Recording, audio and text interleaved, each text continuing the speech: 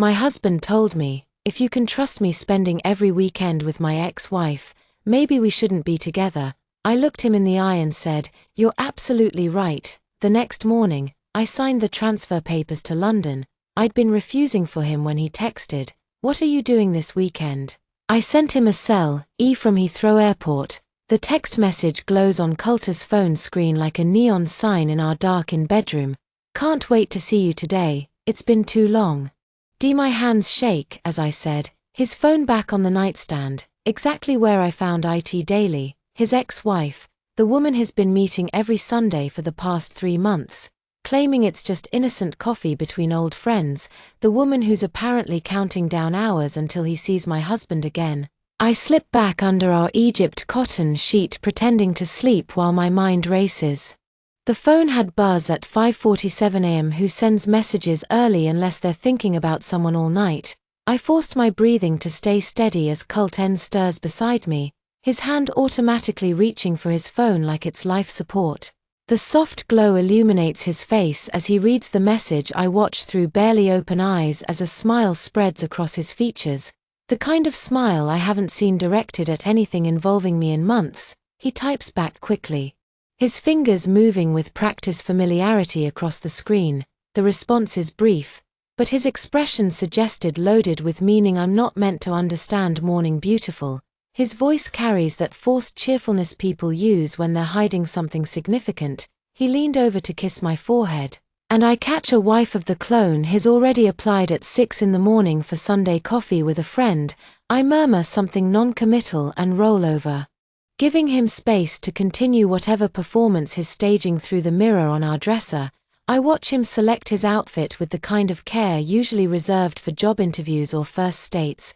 The cashmere sweater I bought him for Christmas, the designer jeans that cost more than most people's rent. Everything coordinated to look effortlessly expensive. This is our Sunday routine now for 3 months. Ever since Daisy Morrison announced to return to London via a carefully casual tax that Colt shared with me, like I was completely incensed. My ex-wife is back in town, might grab coffee to catch up. Such simple words for something that would systematically dismantle our marriage one weekend at a time. I remember that first Sunday, clearly. Cotton had dressed normally, then weakened casual, 5 minutes to get ready, barely a glance in the mirror. He'd returned 2 hours later, with stories about Daisy's photography career in New York, her struggles were adjusting to London, how she needed guidance navigating the competitive art world. I'd listened while organizing our bookshelf, noting the animation in his voice when he described her projects, the way his eyes lit up, discussing her creative vision. Maybe we should have her over for dinner. I'd suggested testing the waters. I'd love to meet her properly. The suggestion had landed like a stone in still water. Coulter's enthusiasm vanished, replaced by that careful expression he wore during difficult client negotiations. She's very private right now, going through a difficult transition. Maybe once she's more settled. That should have been my first warning. In 4 years of marriage, Coulter had never been protective of anyone's privacy except his own. But I'd wanted to trust him, trusted the man who'd promised me forever in a church filled with 200 witnesses. Trusted the partner who had built this beautiful life with me, brick by expensive brick. Our Georgian towns in Richmond featured in 3 different design magazines, my thriving marketing consultancy, his corner office overlooking the terms we were, the couple other people invaded at dinner parties, the ones who seemed to have cracked the code on having it all. So I ignored the warning bells, ignored the way he started caring about his appearance on Sundays, ignored the increasing frequency of their meetings, the lengthy duration, the late-night phone calls that sent him walking out to our garden for privacy. I'd even ignored my own instincts when those calls started happening during our dinner conversations. Coulter apologizing while stepping outside to help Daisy with some urgent professional crisis that always seemed to occur during our limited time together.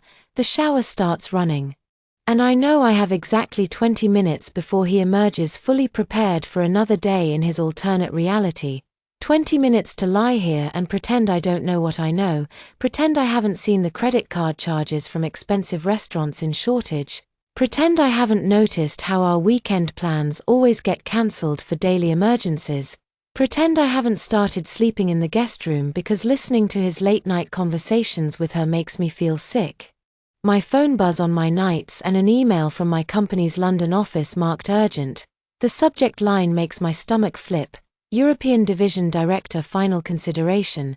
Time sensitive. I delete IT without opening, just like I did with the previous two.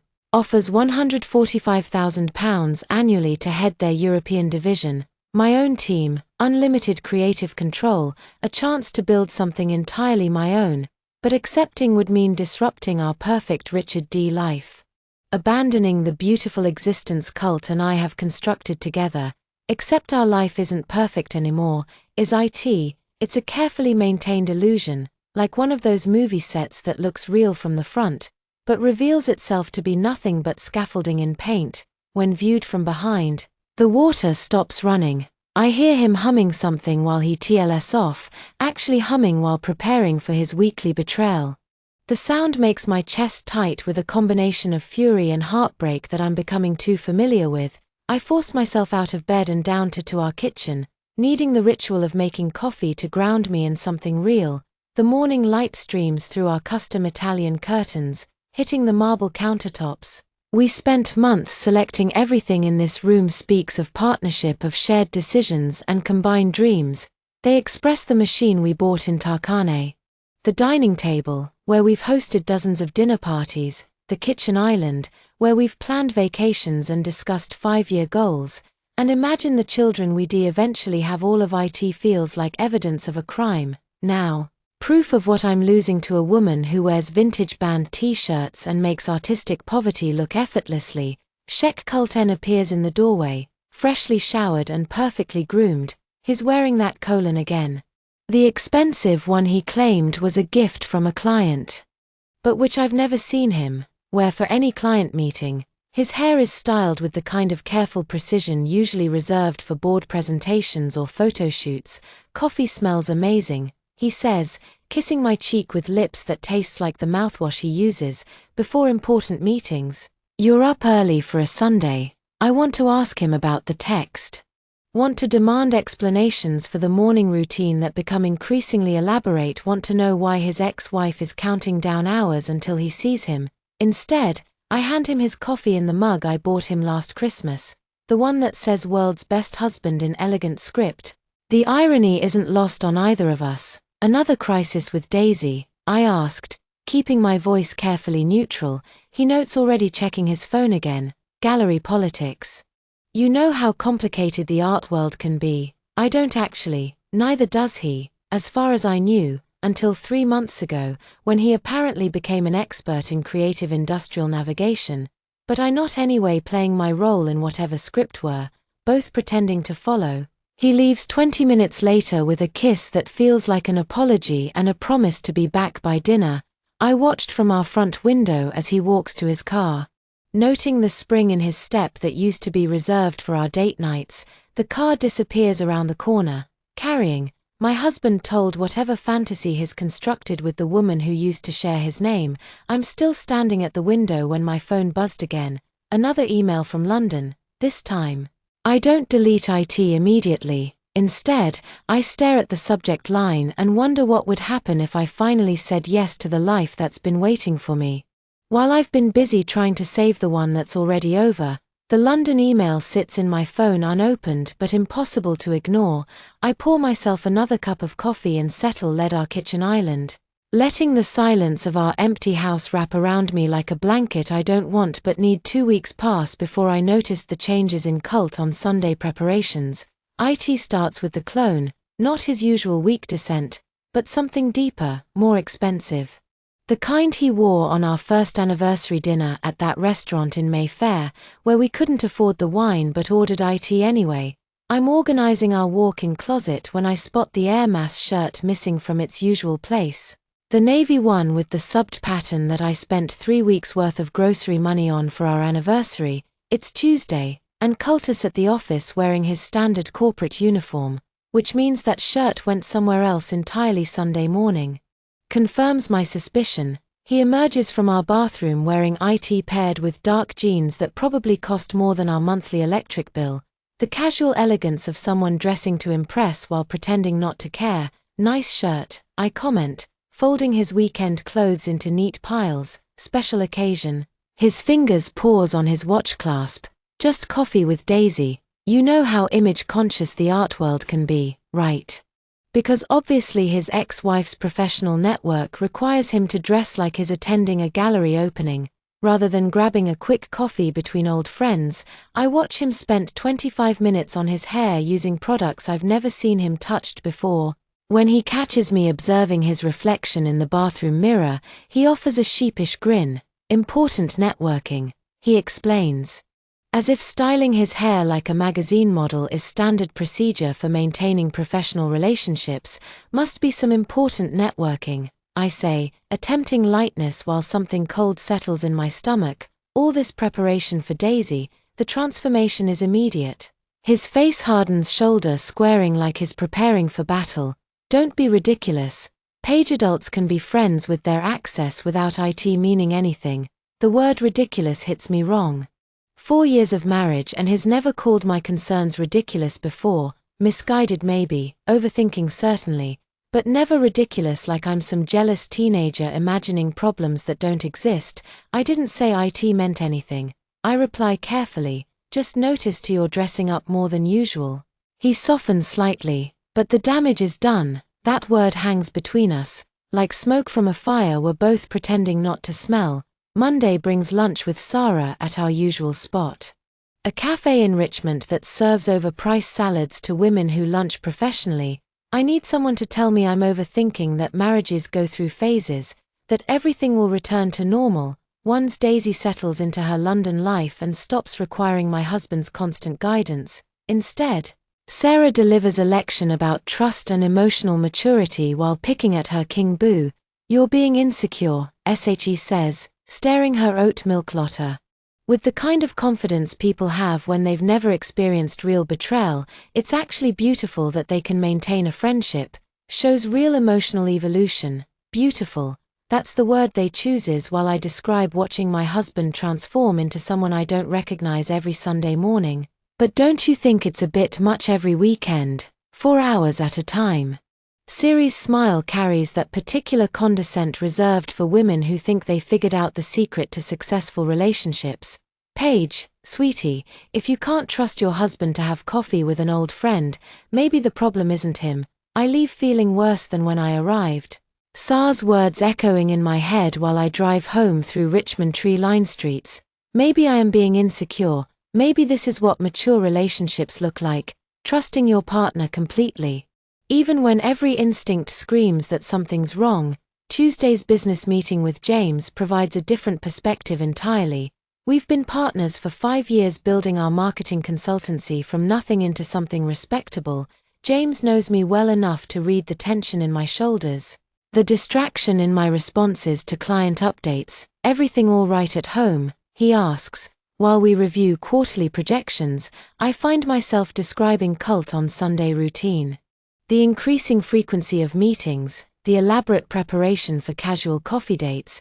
James listens without interrupting his expression, growing more serious with each detail. When I finish, he doesn't offer reassurance or advice, he just raises his eyebrows in that way. I've learned to pret over years of working together the expression he wears when clients describe marketing strategies that make no logical sense. Interesting is all he says, but his silence speaks volumes. Later, as we're packing up our laptops, he mentions almost casually, saw cotton last Sunday actually, at that new place in Shortage, the one with the exposed brick in the £20 stakes. My hand still on my keyboard. Shortage. He said they were getting coffee enrichment. James, this expression grows carefully neutral. Maybe they changed plans. He was with a woman, brunette, artistic looking. They seemed, he passes, choosing his words carefully, looked like they were on a date. The words hit me like cold water. James quickly changes the subject to client retention rates. But the damage is done. My husband lied about where he was made in his ex-wife. And they were somewhere expensive enough that James remembers it specifically. October arrives with longer Sunday meetings and a new development that makes my chest tight with recognition. The phone calls start happening at night, usually around 10.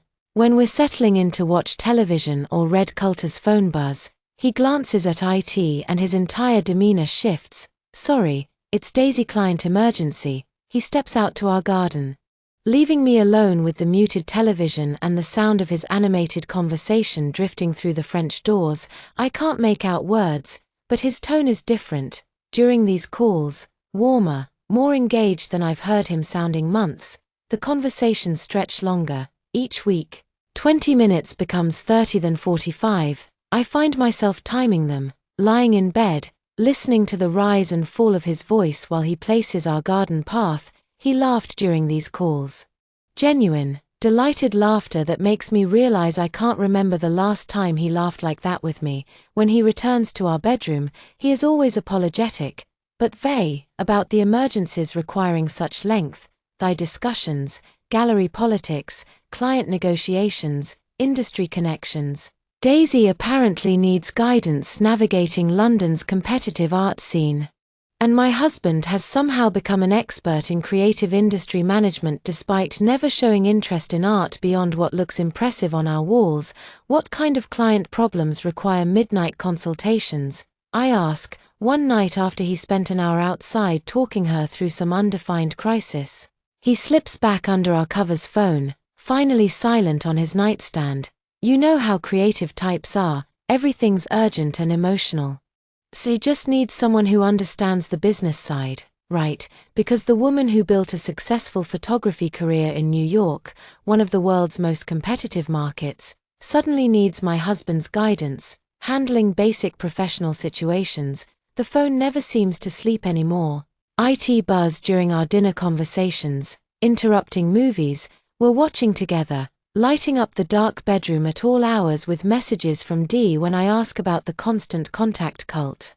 Explains that Daisy, struggling with the transition back to London, needs emotional support, requires advice on everything from apartment hunting to rebuilding her professional network. She's very fragile right now, he says, as if this explains why his ex-wife requires more attention than his actual wife. Fragile. The word starts appearing frequently in his descriptions of Daisy: fragile emotional state, fragile professional situation, fragile adjustment to London life. This woman who packed up her entire existence and moved to another country to pursue her career is apparently too delicate to handle basic life challenges. Without my husband's constant intervention, I started sleeping in our guest room, telling myself it's because his late-night conversations keep me awake. But the truth is more complicated. Lying next to someone while they prioritize another woman's needs over your shared bedtime feels like a special kind of torture I'm not ready to endure. Every night from the guest room, I can still hear him talking to her through the walls. His voice carries differently at night, softer and more intimate than the professional tone he uses during business calls. Sometimes I catch fragments, reassurances about her talent, encouragement about her prospects, promises that things will get better. I can't remember the last time he spoke to me with that kind of gentle certainty. The guest room becomes my sanctuary in my prison. 3 weeks into my self-imposed exile from our shared bed, I discovered the dark magic of social media. Stalking IT2 in the morning in Soma has become my unwelcome companion. Arriving precisely when Coulter's breathing settles into the deep RYTHM of someone sleeping peacefully despite systematically destroying his marriage. Tonight, like so many others, I find myself reaching for my phone, them hovering over the Instagram app with the kind of hesitation people reserve opening medical test results. Daisy Morrison's profile loads with cruel efficiency, no privacy settings, no barriers between me and the curated glimpse into the life that's consuming my husband's attention. Her feat is exactly what I expected. Artfully arranged chaos that screams authentic bohemian lifestyle, vintage band t-shirts strapped over unmade beds, gallery openings captured in moody black and white coffee cups photographed from angles that suggest deep artistic contemplation. But it's the locations that make my blood freeze in my veins. Richmond Farmers Market tacked 14 days ago, the same Sunday cult claimed they were meeting for coffee in some genre cafe. The photo shows autumn produce arranged like a still life, but I recognize the vendor stalls, the couple's stone layout, the Victorian and post that lined the market square. where Cult and I have shot together every other weekend for 4 years. I scroll further. My thumb moving with the mechanical persistence of someone picking at a wound. Our favorite antique e-shop on Hill Rise photographed 6 days ago with the caption "Hidden treasures in unexpected places." The image shows vintage jewelry displayed against weatherwood, the same display case where Cult and I found the Art Deco are hanging in our hallway.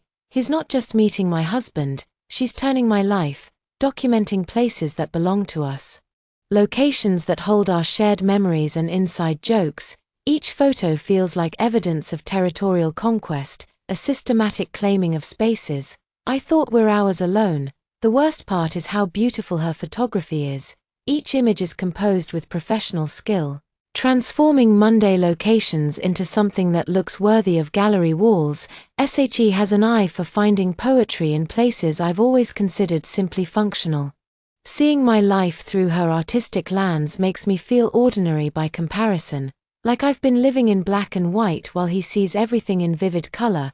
Morning brings the monthly ritual of organizing our finances, a task I've always handled because Cult finds numbers tedious unless they're attached to his quarterly bonuses. I spread bank statements across our dining room table, cross-referencing receipts with automated charges, looking for the familiar patterns of our predictable life.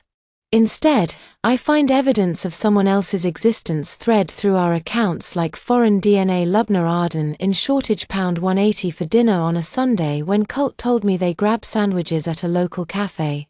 Saatchi gallery admission for 2 purchased the same afternoon. He claimed they spent walking through Richmond D. Park discussing her career prospects. Most damning of all, charges from the Nets lobby bar in central London dated last Sunday when he saw they had a quick coffee before he came home early because Daisy was feeling overwhelmed. The numbers don't lie, even when everything else does. I photograms each suspicious charge with my phone, building a digital case file. I'm not sure I want to prosecute when Cult appears in our kitchen that evening, loosening his tie after another day of managing other people's money. I spread the statements in front of him, like cards in a poker game. Expensive coffee dates, I say, pointing to the shortage restaurant charge. His reaction is immediate and smooth, too smooth, like he's been preparing for this conversation that wasn't coffee. We met some gallery owners, Daisy knows from New York networking dinner. You know how important connections are in creative industries. The explanation comes so naturally. I almost believe him until I point to the gallery admission charges and watch him construct another elaborate fiction about attending exhibitions to better understand Daisy's artistic influences. 2 tickets. I ask SHE needed moral support. These gallery events can be intimidating when you're trying to rebuild professional relationships. Each live builds on the previous one, creating an increasingly complex narrative that explains away every suspicious detail. His voice carries the confidence of someone who's practiced these explanations, find them until they sound not just plausible but reasonable. The hotel bar charge requires the most creative storytelling, according to Cult. They met a potential client there who was only available for 30 minutes between flights. Daisy had been nervous about the meeting, needed his support navigating the conversation. And afterward, they'd shared a quick drink to debrief the interaction. His lies come so smoothly I start questioning my own interpretation of the evidence. Maybe these charges do have innocent explanations. Maybe I'm seeing conspiracies where simple friendship exists. Maybe Sir was right about my insecurity poisoning my perspective. Saturday morning laundry becomes an archaeological expedition, sorting through our clothes. I realized Culter's favorite leather jacket hasn't appeared in the hamper for 3 weeks. Neither has the navy wool scarf I brought him from Paris last year, the one he claimed made him look sophisticated enough for European business meetings. When I ask about the missing items, he doesn't even look up from his newspaper. Dry cleaners. That jacket needs special care, and the scarf got stained at lunch last week, but I checked the Somerset cleaners on Monday afternoon. The place we've used for 5 years, the woman behind the counter knows us by name, remembers our usual pickup as he shakes her head when I described the jacket and scarf. Haven't seen those pieces, love. Nothing of your husband's has been in for over a month. I stand in the shops surrounded by plastic-wrapped clothes that belong to other people's lives, realizing that items are disappearing from our home the same way pieces of our marriage are vanishing. Small things, at first barely noticeable, then larger absences that leave obvious gaps. That evening, I start keeping mental inventories of Cultus' wardrobe, not from paranoia, but from a growing need to document the systematic dismantling of our shared life: the expensive watch he wore to last year's company party, the silk tie his mother gave him for his birthday. Each missing piece feels like evidence in a case I am building against my own husband. Wednesday afternoon finds me in our front garden planting to look bulbs for spring blooms. Are no longer sure I'll be around to see. The physical work feels therapeutic. Digging into soil, placing bulbs with careful spacing, covering them with earth, and hope they'll emerge beautiful when the weather turns warm again. Lovely afternoon for gardening, Mrs. Patterson's voice carries over the hedge separating our properties. Essity is 70-something and has lived in Richmond long enough to know everyone's business without meaning to pray. We chat about bulb varieties and optimal planting depth until S.E. mentioned seeing Cult last Sunday. Your husband's got good taste. And walking routes. Richmond Park is beautiful this time of year, my hands still on the soil. Walking routes, oh yes. I was coming back from visiting my sister and saw him near the Albert Gate. Lovely day for a romantic stroll. The word romantic hits me like cold water. He was alone. Mrs. Patterson's expression shifts, her friendly demeanor, clouding with the realization that he stumbled into dangerous territory. Well, no, dear, he was with a woman. Burnett, quite pretty, that artistic way. They were walking hand in hand, looking very much like a couple enjoying the afternoon together. S.A. describes Daisy with uncomfortable accuracy: the vintage clothing, the camera hanging around her neck, the way he leaned into cotton while they walked. Every detail matches the woman I've been studying through Instagram photos. The woman my husband claims requires nothing more than friendly coffee and professional guidance. Mrs. Patterson realizes she's delivered devastating news and quickly changes the subject to her rose bushes and their preparation for winter dormancy. But the damages done. My neighbor, someone with no agenda beyond pleasant conversation, has provided eyewitness testimony that my husband and his ex-wife behaving like lovers, not old friends, catching up over innocent coffee. I finish planting the two of bulbs with hands that shake despite the mild afternoon temperature. Dirt accumulates under my fingernails, and I think about how deep I've been buried in lies without realizing the soil was covering my head. Each bulb I place in the ground feels like hope. I'm not sure I still possessed faith in futures that might not include the man I married. The sun sets over Richmond while I work painting our neighborhood in golden light that makes everything look beautiful and peaceful, but beauty can be deceptive. And learning the most pictures' lives can conceal the ugliest truth, and sometimes the evidence of betrayal is as simple as your neighbor mentioning, "They saw your husband holding hands with another woman in the park where you used to walk." To the tulip bulbs lie buried in our front garden like secrets I've planted in rich soil, waiting for spring to reveal what I've known all along. I cleaned the dirt from under my fingernails with mechanical precision, each scrape of the nail brush echoing Mrs. Patterson's words about romantic stroll and hand-holding that had nothing to do with professional coffee meetings. The next few days passed in a strange suspended state where I go through the motions of our life while building a case against IT. Work meetings planned together. Client calls become background noise. I smile at appropriate moments during conversations I'm not really hearing, all while my phone burns with screenshots and evidence I can't stop collecting. Thursday evening changes everything. I'm reviewing quarterly projections when Daisy's Instagram story notification pops up on my phone. The image loads with devastating clarity, a gallery opening in Shortage, all exposed brick walls and industrial lighting. Daisy stands among well-dressed art enthusiasts, STS, wearing a black dress I've never seen, but accessing Ed with something that makes my breath catch: my grandmother's vintage pro earrings, the ones with the intricate silver settings that took 3 generations to reach me. The earnings Golden borrowed last month for what he called an important client event that required elegant accessory to make the right impression. I zoom in until the screen pixelated, but there's no mistaking them. Those earrings have been in my family since 1152, passed from my grandmother to my mother to me, with stories about wearing them on special occasions, about saving them for moments that mattered. Apparently, gallery openings with his ex-wife qualify as moments that matter. The timestamp shows Thursday at 8:30 p.m.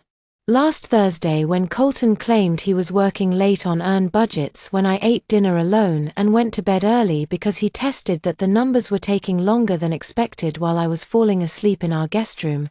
He was watching his ex-wife for my grandmother's jewelry to art openings in neighborhoods he'd never taken me to explore.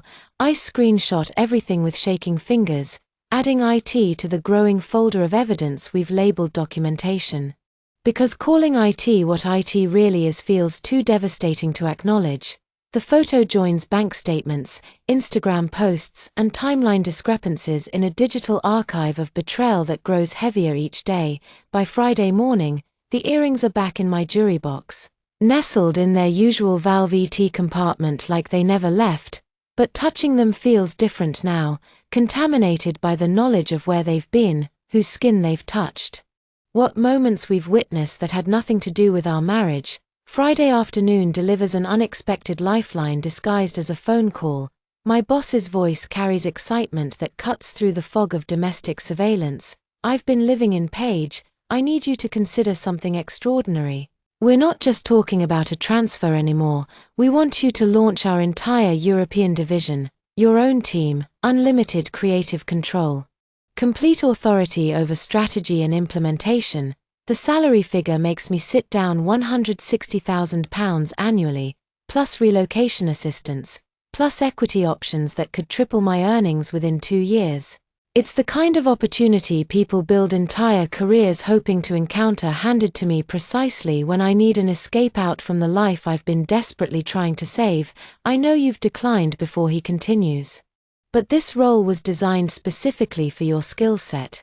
Think about IT over the weekend. London's calling, and they want you specifically. For the first time in months, I find myself actually listening, instead of automatically searching for reasons to decline when Colton comes home that evening, practically glowing from another successful day of supporting Daisy's emotional well-being.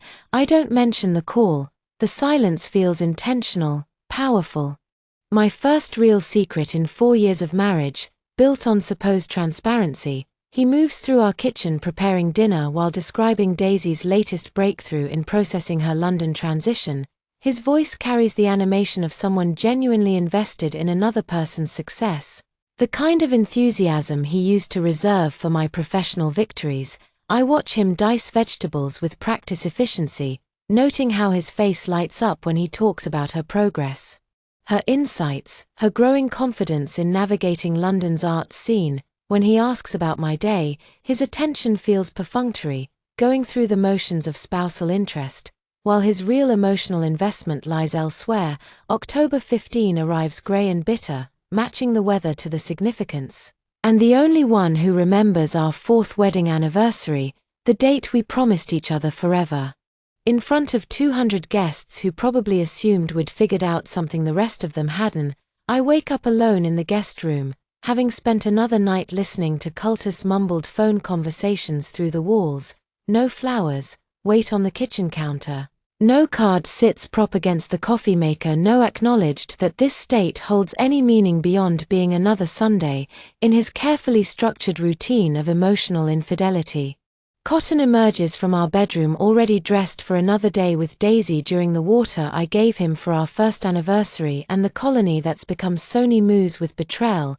When I mentioned the date while making coffee, he looks genuinely surprised, not guilty or apologetic, but confused. Like I've referenced some obscure holiday. He's never heard of our anniversary, I say, wondering if he'll remember without prompting recognition. Dawn slowly followed by that particular expression men were when they realized they've forgotten something significant. Of course, I'm sorry I've been so distracted with work lately. We'll celebrate properly tonight. I promised dinner at that place you love, but the damage is done. He's so invested in his fantasy life with his ex-wife that he's forgotten the actual anniversary of his real marriage, the date we stood before God and everyone we knew, promising to prioritize each other above all else. Don't worry about IT, I say. I mean, IT more than he realizes. I'm sure Daly needs you today. He kissed my forehead with lips that feel like obligation before disappearing into his alternate reality. I spend the day alone in our house, surrounded by wedding photos that now look like evidence of a crime I didn't know was being committed. The albums tell a story of two people who believe they'd found something permanent, something worth building. A life around young faces full of hope and certainty, hands clasped like we'd never let go, eyes that saw futures we were sure we'd share. Looking at those photos now feels like examining artifacts from a civilization that no longer exists. Sunday evening finds me dialing James's number. While Coulter extends his anniversary celebration with Daisy into its 7th hour, we meet at an all-night dinner in Penny. The kind of place that serves coffee strong enough to fuel difficult conversations and forever lighting that makes everyone look tired and honest. I spread my phone across the Formica table like evidence in a courtroom, screenshots, bank statements, timeout-ins, even voice memos. I've recorded documenting cult ONS explanations for various stances. James examines each piece with the methodical attention he brings to client presentations, occasionally asking clarifying questions about dates or asking me to explain context. I've become too close to see clearly. Mrs. Patterson saw them holding hands in Richmond Park, I say, showing him notes I've taken from our gardening conversation the same Sunday he claimed they had coffee to discuss her client crisis. James nods without surprise, like he's been expecting this evidence to surface. Eventually, when I finish presenting my case, months of documentation that painted an increasingly clear picture of systematic deception, he looks up from my phone with an expression I recognize from difficult client meetings. You know what this is, don't you? He says quietly. I'm not unable to say the word affair out loud because speaking IT would make IT real in a way I'm not sure I'm ready to handle, but hearing James confirm my worst fears validates months of intuition. I've been questioning instincts I've been told to ignore in the name trust, in emotional maturity. The Foo Resent lights hum overhead while we sit in the kind of silence that follows devastating revelations. Outside London continues its life, while mine transforms into something unrecognizable. Something that will require choices I never imagine having to make. The fluorescent lights in the diner cast harsh shadows across James, his face as he slides my phone back across the table. The evidence sits between us like a smoking gun, neither of us wanted to find, but can no longer ignore. What are you going to do? He asks, his voice carrying the careful neutrality of someone who knows they're standing at the edge of someone else's life-changing decision. I stare at the phone screen still displaying Daisy Gallery opening photo with my grandmother's earrings clinking under art world lighting. I don't know yet, but that's not entirely true. Somewhere in the back of my mind, a plan is already forming, not revenge exactly, but something that feels like self-preservation disguise. This strategy, the month between October and February, pass in a strange bar of parallel lives. I continue going to work, meeting clients, building campaigns that help other people sell their dreams, while Mindy composes in slow motion. Colton continues his Sunday rituals, his late nights phone calls, his elaborate explanations for charges and disappearances, and timely inconsistencies that multiple, like cancer cells. We exist in the same house, like polite strangers, sharing space and bills and nothing else that matters. He stopped apologizing for his absences, stopped offering explanations I no longer ask for. I've stopped pretending to believe whatever story he's constructed to justify his latest betrayal. The London offer hovers in my inbox like a lifeline I'm afraid to grab. 3 times my boss calls for an answer. 3 times I ask for more time to consider, knowing I'm really waiting for Cult Ton to give me permission to leave by finally being honest about wanting me to go. February arrives, grey and bitter, matching my mood as I sit in our kitchen at 7 a.m. reviewing client proposals that feel increasingly meaningless outside Richmond. Looks like a watercolor painting left in the rain, all blurred edges and muted colors that mirror the dissolution of everything I thought was permanent. Footsteps on the stairs announced Cultus' arrival. Though I can already tell from the sound that this isn't his usual weekend casual descent, these steps have purpose, precision. the cat dance of someone preparing for an important performance. He emerges from our bedroom looking like he's headed to a magazine photo shoot rather than coffee with a friend in emotional crisis. The cashmere sweater I gave him for Christmas, charcoal grey Italian wall, expensive enough that I'd hesitated before buying it dark jeans that cost more than most people's monthly grocery budget, hairstyled with products I've never seen him used for any client meeting or social event in our 4 years of marriage, another emergency situation with Daisy. I ask without looking up from my laptop, gallery politics, he says, adjusting his watch with the practice motion of someone who's performed this routine dozens of times. She's having trouble with a difficult gallery owner who's questioning her artistic vision. Essity needs someone who understands the business side of creative industries. Right, because overnight my husband became an expert in art world negotiations despite never showing interest in creative fields. Beyond choosing what looks impressive on our walls, I watch him check his reflection in the hallway mirror, adjusting his color with the kind of attention usually reserved for board presentations or important dates. The man looking back at him is someone I barely recognize, not the person I married, but someone who's been carefully constructed to appeal to someone else's aesthetic preferences. Stay home with me. Instead, I suggest closing my laptop with deliberate calm. We could drive to Bath like we used to find that antique market you mentioned wanting to visit. His reaction is immediate and visual, like I've suggested, something genuinely offensive. His face transforms from casual preparation to active irritation, eyebrow drawing together in the expression he reserves for unreasonable client demands. I can't abandon her when he needs support. He says the word abandoned delivered with emphasis that makes its implications crystal clear. Abandoned. Apparently leaving his ex-wife alone for one Sunday would constitute abandonment, cruel, thoughtless desertion of someone in crisis. But leaving his actual wife Effie alone every weekend for 4 months straight is just maintaining healthy adult friendships. The irony sits between us like a live wire nobody wants to touch. What about what I need? The question comes out quieter than I intended, but it carries enough weight to make him pause in his preparations for a moment. I think he might actually consider the question, might remember that he has a wife who's been increasingly invisible in his carefully curated life, might acknowledge that I've been patient and understanding and cooperative while he systematically is another woman over our marriage. Instead, his face hardens into the expression he uses during hostile business negotiations called calculating design to end conversations rather than continue them. We've discussed this exhaustively, Paige, Daisy. Our friends adults can maintain patterns relationships with their exes without it meaning anything inappropriate. He pauses, studying my expression with the analytical precision he brings to financial assessments that determine whether investments are worth pursuing. Actually, he continues, his voice taking on the measured cadence of someone delivering a prepared statement.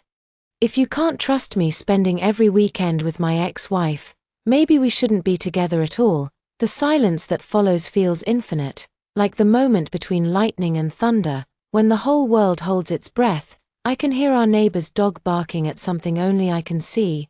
Sunday morning traffic beginning to build on Richmond Road, our antique grandfather clock in the hallway taking away icons of our marriage with mechanical precision. But mostly I hear the sound of 4 years of carefully constructed life finally cracking down the middle, splinging along fault lines that have been developing for months without either of us acknowledging the structural damage. He's given me an automated disguise, Ed, as a choice. Accept his relationship with Daisy and our marriage, trust him completely or lose him entirely, submit to his version of reality, or face the consequences of questioning it.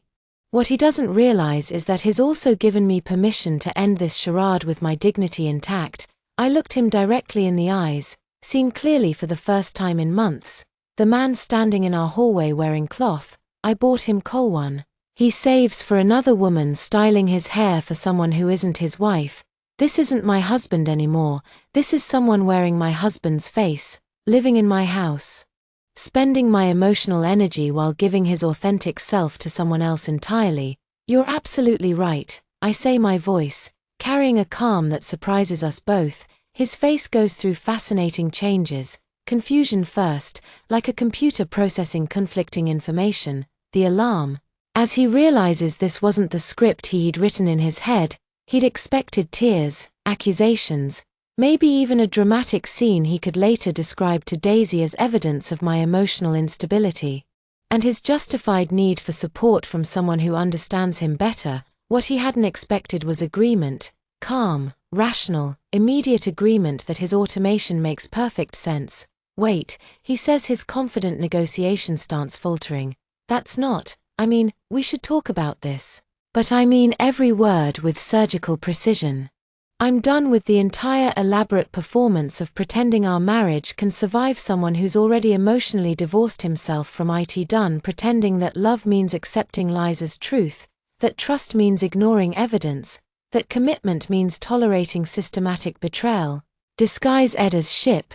He stands in our hallway looking like someone who's just realized you've overplayed their hand in a game.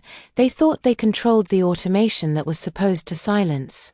My question has instead given me the clarity I've been searching for since that first Sunday morning when everything started changing for the first time in months. I know exactly what I'm going to do next.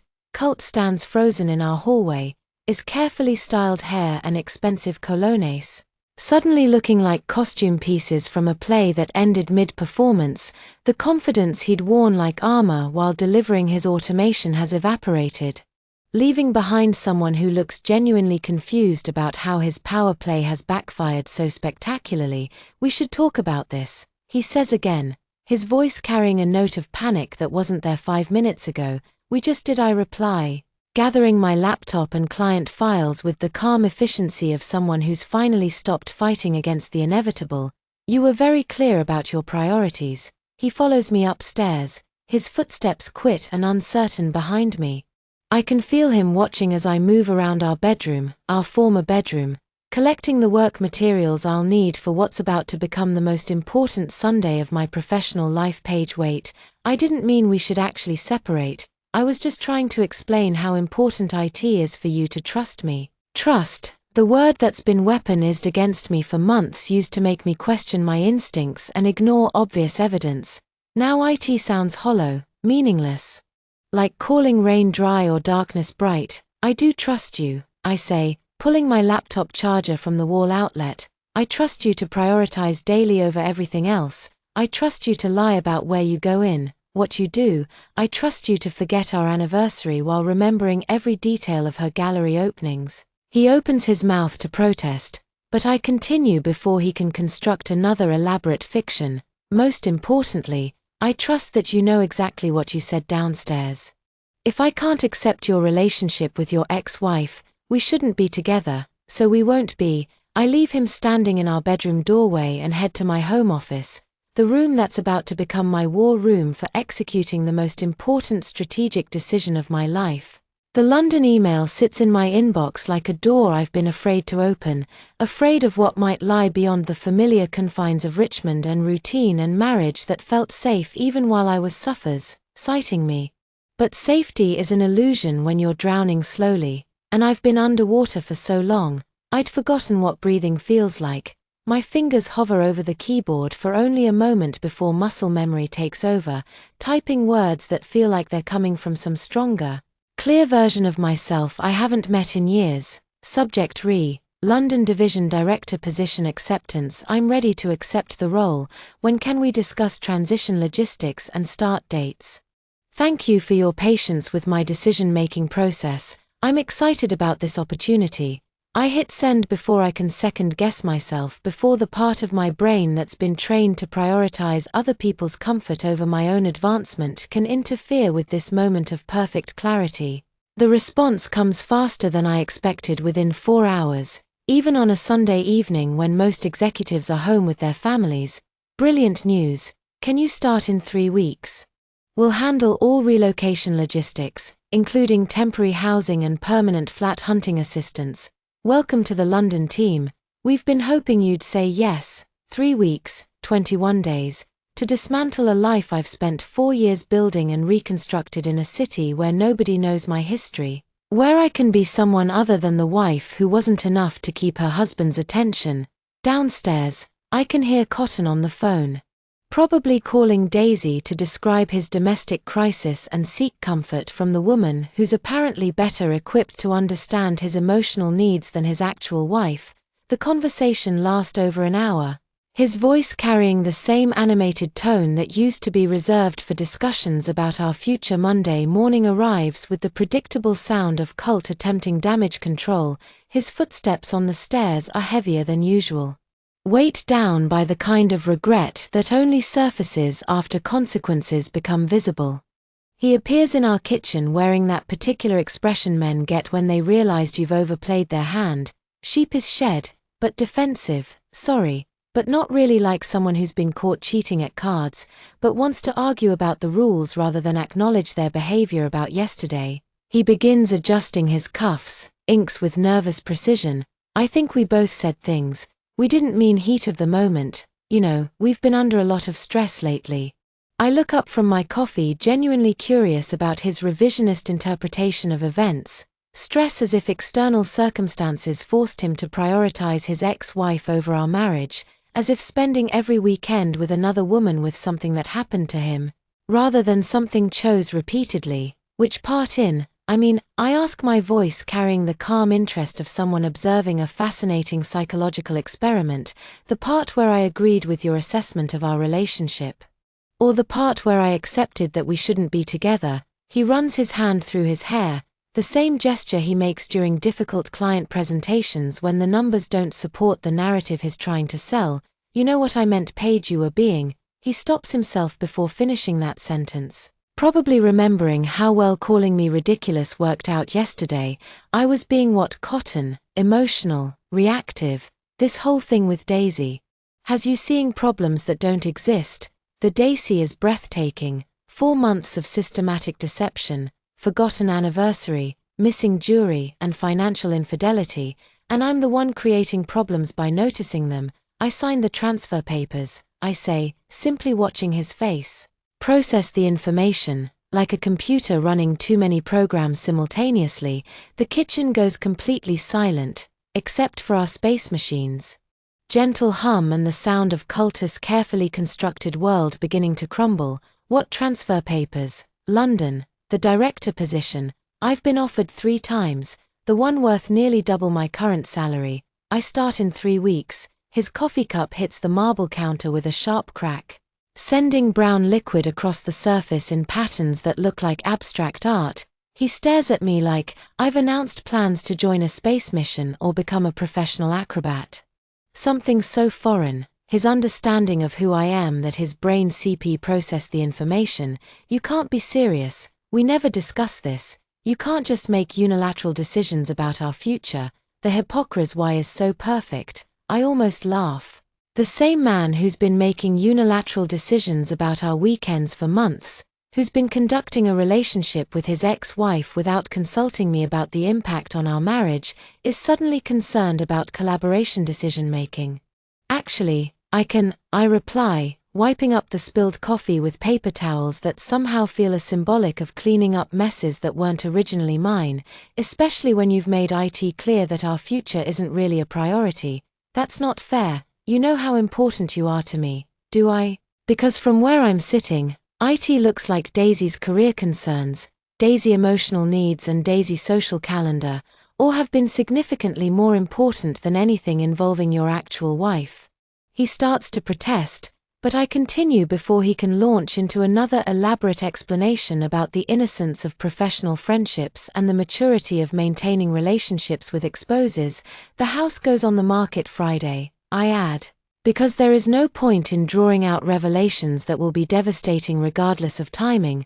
The blood drains from his face so quickly, I worry he might actually faint. You can't sell our house, it's our home. It's where we've built our life together. It's my house, I correct gently though. The gentleman SS is more for my own peace of mind than his comfort. The mortgage, the deed, the down payment, all in my name alone. I bought it 6 months before we got married. Remember, you helped choose the furnishings. The financial reality settles over him like a physical weight. Cotton earns well for someone his age, but he's grown accustomed to our combined lifestyle. The kind of comfortable existence that requires 2 professional incomes to maintain without stress. I can't afford anything comparable on my own. He admits, his voice small in a way I haven't heard since his father's business failed during our second year of marriage. I know I say a minute without cruelty, but that's not my problem anymore. The man standing in my kitchen, in my house, wearing cloth I bought him, suddenly looks like someone I'm seeing clearly for the first time. Not the partner I thought I'd married, but someone who's been living in my space, spending my emotional energy, taking advantage of my investment in our shared future while pursuing his own interest with someone else entirely. 3 weeks suddenly feels like both too much time and not nearly enough to extract myself from 4 years of entangled finances, shared possessions, and the elaborate infrastructure of a marriage that was apparently much more important to me than to him. But for the first time in months, I feel something that resembles excitement rather than dread when I think about what comes next. 3 weeks feels like both eternity and no time at all when you're dismantling a life piece by piece, the days into a routine of boxes, legal paperwork, and the strange intimacy of dividing shared possessions with someone who's become a stranger. Cotton moves through our house like a ghost, hunting his own life, occasionally attempting conversations that feel more like negotiations than genuine communication. The morning of my departure arrives, grey and drizzle, London. Whether that somehow feels appropriate for endings, I'm seeing the last of my boxes when the doorbell rings, with the persistence of someone who has news that can't wait. James stands on my front step with his laptop tucked under his arm and an expression I recognize from our most difficult client meetings, the look he wears when he's discovered something significant that no one's going to want to hear. "We need to talk," he says, stepping into my hallway without waiting for invitation. "Before you leave, there's something you should see." He sets his laptop on our dining room table. The same table where Colt and I used to plan dinner parties and discuss weekend trips will never take the screen loads, with the methodical efficiency of someone who spent considerable time organizing evidence. I was running social media analytics for that gallery client. James begins, his fingers moving across the keyboard with practiced precision. Daisy Morsinia name came up in the data, so I did some deeper research. What I found changes everything. The screen fills with screenshots, timestamps, and social media posts, arranged with the kind of systematic organization that makes my marketing background appreciate the. Even while my heart sinks at the implications, the Sunday branches, James says, clicking through images that load like evidence in a courtroom presentation. They weren't emergency counseling sessions at local cafes. Look at these locations. The photos tell a different story than any culture has ever shared with me. Sketch the trendy shortage restaurant with a £40 tasting menu, Children Firehouse where celebrities go to be photographed, the River Cafe, which requires reservations booked months in advance and costs more premiere than most people's weekly grocery budget. These aren't the kind of places you grab coffee to help someone through professional crisis. These are deliberate destinations. The kind of restaurants where people go to impress each other, to create memories, to market occasions that matter. She's been documenting everything. James continues, his voice carrying the careful neutrality of someone delivering devastating news as gently as possible, not just meals, but activities. Look at this. The apartment hunting photos make my stomach turn, not just any properties, but specific listings. Enrichment streets within walking distance of our house, neighborhoods where he could easily become part of our daily routine, places where running into us would feel natural rather than coincidental. But the most devastating evidence comes from what James calls Deus's professional portfolio. An entire photography series titled New Beginnings that's been developing parallel to her relationship with my husband. The images load with artistic precision that makes their emotional impact even more brutal. Our favorite pub, the White Swan, captured in golden hour lighting that transforms the familiar space into something that looks romantic and intimate. The antique shops on Hill Rise, where Colton and I used to browse on lazy Saturday afternoons, now serving his backdrop for artistic compositions that suggest someone documenting their systematic reclamation of territory. Even Richmond D. Farmers Market appears in her portfolio photograph, Ed, with the eye of someone who understands the emotional significance of shared spaces and wants to claim them for her own narrative. Each image is dated, James says, pointing to timestamps that reveal the scope of what's been happening. This isn't casual documentation. This is someone deliberately creating a visual record of replacing another woman's life, one location at a time. The photography is undeniably beautiful, each image composed with professional skill that transforms Monday locations into something that looks worthy of gallery walls. But knowing the context makes every artistic choice feel like violence, every carefully framed shot like evidence of calculated invasion. There's more, James says. His voice getting quieter as he clicks through folders organized by date and location. The timeline doesn't match anything. Cotton told you the timestamps reveal a pattern that makes 4 months of lies suddenly visible in high-resolution gallery openings. They attended together while I worked late on client presentations, believing I was supporting our shared financial goals. Weekend trips to Bath, the same tributes suggested for us multiple times, which Coulter had dismissed as impractical and expensive.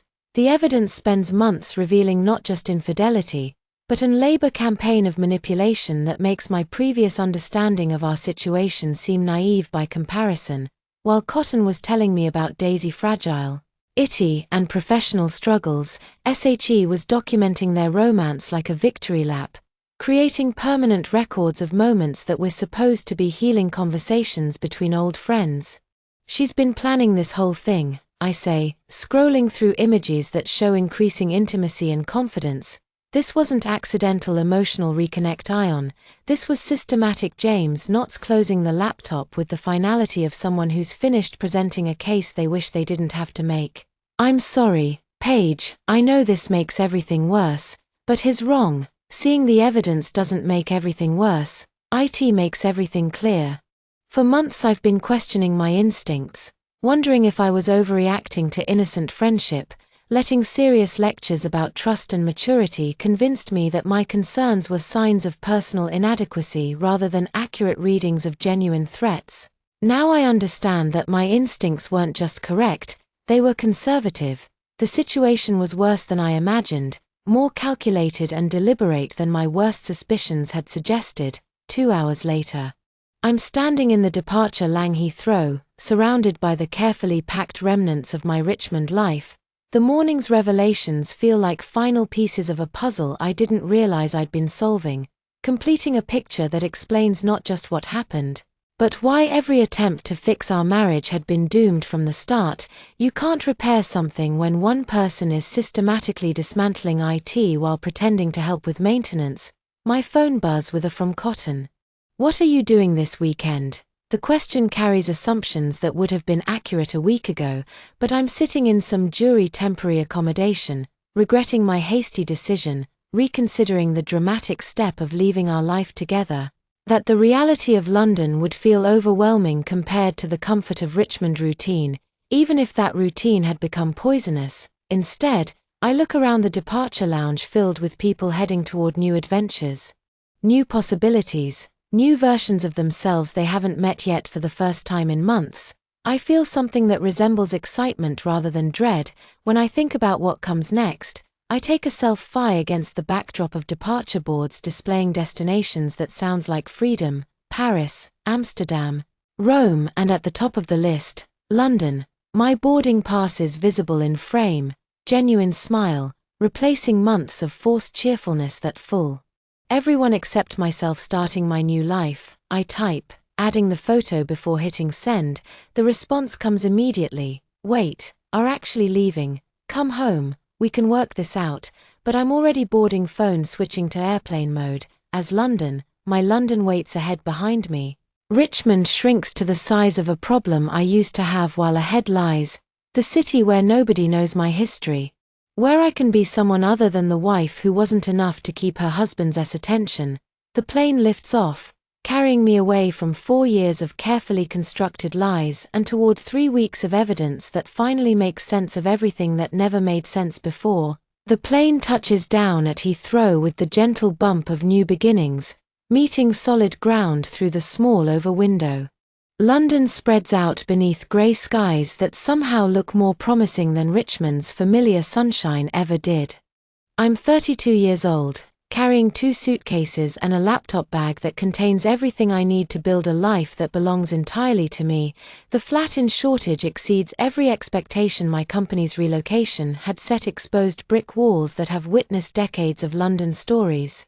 Industrial lighting that makes everything look like it belongs in a design magazine, and floor-to-ceiling windows that framed the city skyline like a painting that changes with every shift of light in weather. My first morning, I stand at those windows with coffee from the artisan roastery 3 floors below, watching London wake up around me. The coffee tastes different here, not just the beans or the brewing method, but the experience of drinking it, without wondering where my husband really spent yesterday, without analyzing text messages for hidden meanings, without that constant low-level anxiety that had become so normal, lied, forgotten what peace felt like. The office building in Canary Wharf hums with the kind of creative energy I'd forgotten was possible in professional environments. My new team is hungry, innovative, eager to prove themselves in ways that make me remember why I loved marketing before I became just another routine supporting a life that was slowly suffocating me. Within 2 weeks, I've implemented 3 strategies that increased client retention by 30%. The success feels different than my Richmond achievements. Not just professional validation, but proof that I can build something meaningful when I'm not constantly managing someone else's emotional crisis. For the first time in months, I go entire days without compulsively checking my phone, without wondering if the person who claimed to love me was lying to my face, without feeling like I'm walking on emotional landmines disguised as normal conversations. Back in Richmond according to mutual friends who can't resist sharing updates. My departure created exactly the kind of key I hoped to avoid, but secretly, knew was inevitable. Colton's carefully managed double life exploded spectacularly once I removed myself from the equation. Sarah, my former lunch companion and relationship advisor, proved surprisingly eager to share details about the aftermath of my strategic withdrawal. Daisy expected a completely different outcome. He tells me during one of her update calls that feel more like entertainment than genuine concern. He thought the Sunday sessions were courts leading to commitment that Colt was building toward leaving you for her. The irony is perfect. When I preventively ended the triangle by removing myself entirely, Easy found herself in the awkward position of being the other woman in a relationship that no longer existed. Her response, according to Serious Breath, less reporting, was swift and artistic, calmly devastating. The New Beginnings of photography series that had documented her systematic replacement of my life was updated with a new collection titled False Starts, stark black and white images of empty restaurant tables, abandoned coffee cups, solitary figures in locations that had once represented possibility, but now spoke only of betrayal and miscalculation. The artistic statement was clear. She's been played just as thoroughly as I had Test as the romantic heroine in a story where the male protagonist had never actually committed to anything beyond ego gratification and an entertainment. The Richmond house sold within 6 weeks. The Georgian Town townhouse featured in design magazines purchased by a young couple who probably imagine they'll build the kind of lasting partnership cult, and I had pretended to create the proceeds after paying off my mortgage. Give me the kind of financial freedom that makes London feel less like escape and more like investment in my actual future. 6 months into my new life, I receive an unexpected message through LinkedIn, a professional platform that feels appropriately neutral for what turns out to be the most important conversation. I never knew I needed to have Daisy Morrison request a private meeting, her message carefully worded and devoid of the artistic flair that characterizes her social media presence. We agree to meet at a cafe in Covent Garden, neutral territory where neither of us has history or emotional investment.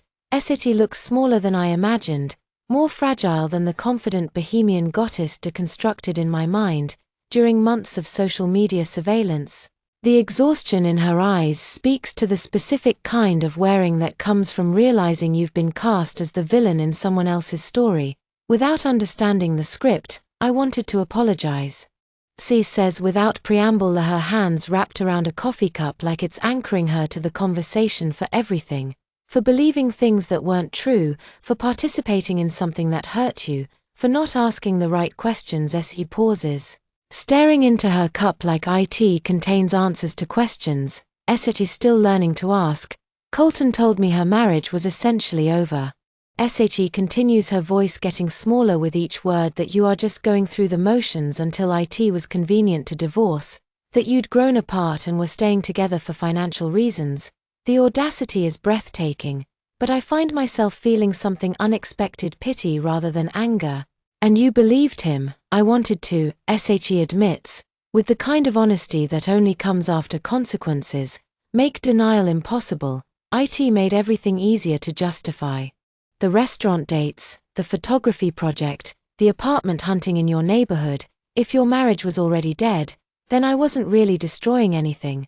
The conversation lasts 2 hours, 2 women dissecting the elaborate fiction one man had constructed to serve his ego, while keeping both of us invested in competing versions of the same fantasy Cotton had been playing, both sides masterfully painting me as controlling and suspicious to her, while portraying her as median fatal to me. I've been where you were, he says, as we prepare to leave, the wife wondering why her husband needs so much friendship from his ex. It's devastating, and I helped do that to you.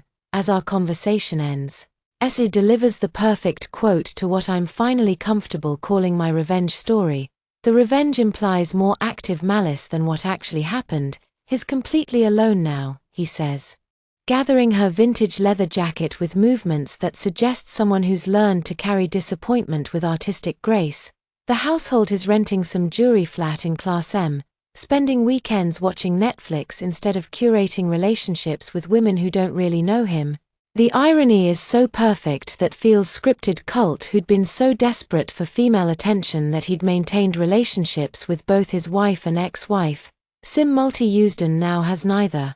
The man who'd needed constant validation from multiple sources to feel interesting has discovered what it's like to be genuinely alone with himself. Walking back to my shortage, flat through streets lined with galleries and cafes that define my new life, I realize something profound has shifted in how I understand what happened to us. I'm not angry anymore. Anger requires ongoing emotional investment in someone else's choices, and I've redirected that energy toward building something that actually serves my interest. Said I'm grateful that culture was arrogant enough to deliver that automate M. Grateful that he underestimated my willingness to call his bluff. Grateful that he freed me from a marriage that was slowly suffocating everything authentic about who I used to be. Sometimes people do the greatest favor of your life by showing you exactly who they are. Colton showed me he was someone who would choose drama over stability, ego gratification over partnership, manipulation over honest communication, and in showing me who he really was, he also revealed who I could become: someone who refuses to accept less than he deserves, someone who chooses herself when others won't, someone who finally learned that you can't save a relationship with someone who's already emotionally left. Every morning, when I wake up in my warehouse flat watching London come alive outside my windows, I remember that moment in our Richmond kitchen when everything changed. The moment I stopped fighting for someone who wasn't fighting for us and started fighting for myself. Instead, I finally chose myself, and it was the best decision I've ever made. If the story of strategic liberation had you captivated from start to finish, hit that like button right now. My favorite part was when Paige livered, that perfectly calm, "You're absolutely right" response to Cultinus automate them. What was your favorite moment from her journey? Drop it in the comments below. Don't miss more compelling stories of people choosing themselves. Subscribe and hit that notification bell so you never miss an upload. Well, that's all for today's story. If you like this video, please subscribe. We will continue to update more exciting stories and look forward to seeing you next time.